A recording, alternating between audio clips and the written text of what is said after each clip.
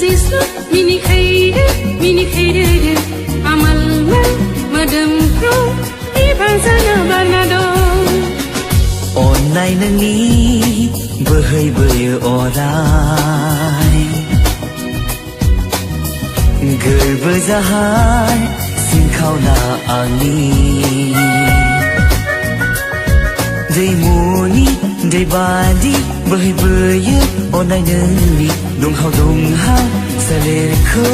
थाजिम खालामनानै नोंनि अननाय गोसो गोरबोआव नोंनि महर थाइनै मेगना